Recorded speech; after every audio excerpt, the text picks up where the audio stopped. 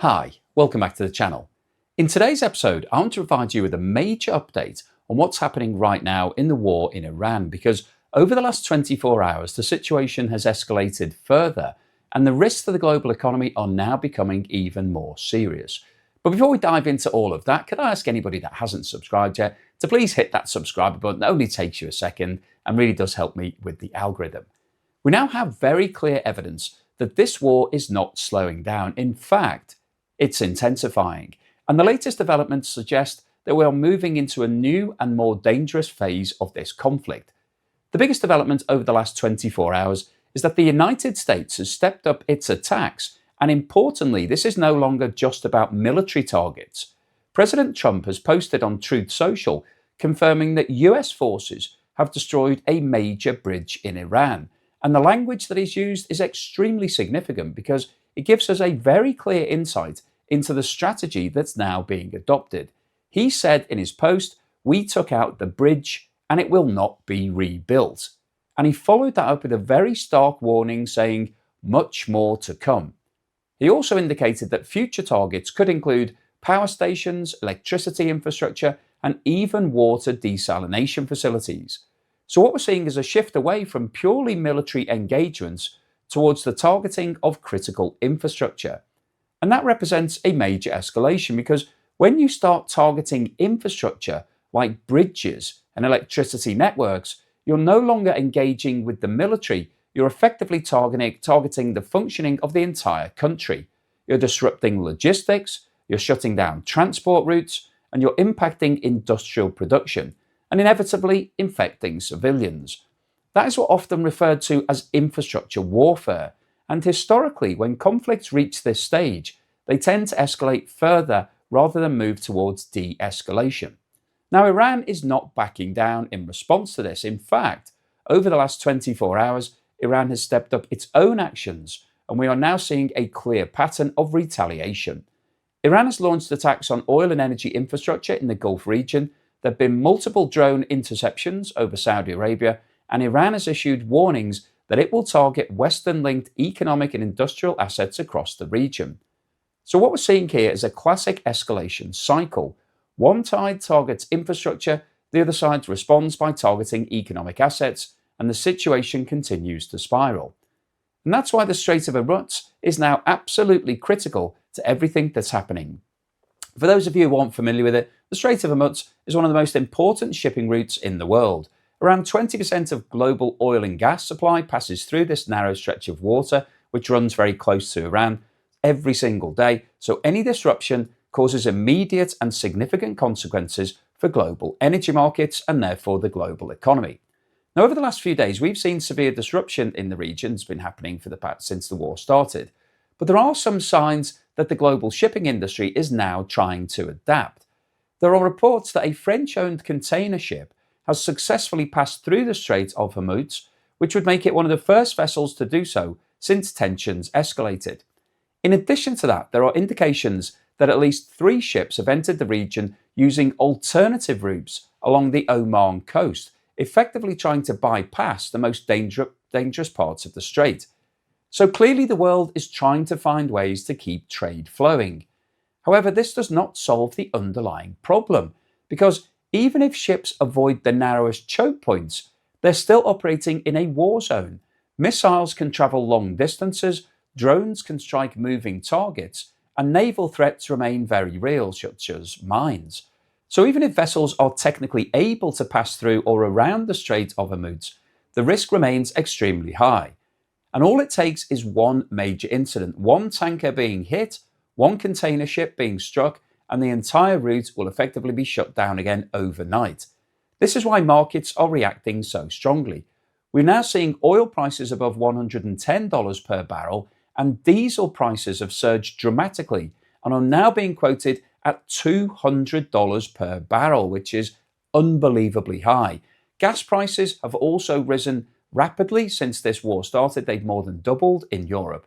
Shipping insurance costs have spiked, logistical companies are facing massive uncertainty, and supply chains are already starting to feel the strain.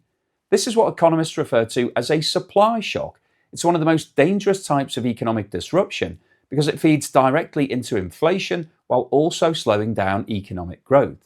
And that combination is exactly what central banks and governments do not want to see. Now, there are discussions underway about whether other countries can step in here to help stabilise the situation. There are reports that multiple nations are considering increasing their naval patrols in the region to try to protect shipping routes and keep the Strait of Hormuz open. But realistically, it's not a simple solution. You can't guarantee the safety of every ship in a region where missiles and drones are being actively deployed. You cannot fully eliminate the risk of an attack, and you can't control every potential escalation point. So while increased patrols may provide some level of reassurance, they do not remove the fundamental risk that currently exists. And that brings us to another very important issue that is now starting to be discussed more widely, which is the legality of what's happening. There are increasing questions being raised about whether targeting infrastructure, such as bridges, power stations, and water facilities, are permitted under international law. Under Geneva Conventions, there are strict rules governing what can and cannot be targeted during a conflict, particularly when it comes to civilian infrastructure. If infrastructure is considered essential for civilian life and is not a direct military target, then attacking it could potentially be considered unlawful, especially if it results in disproportionate harm to civilians.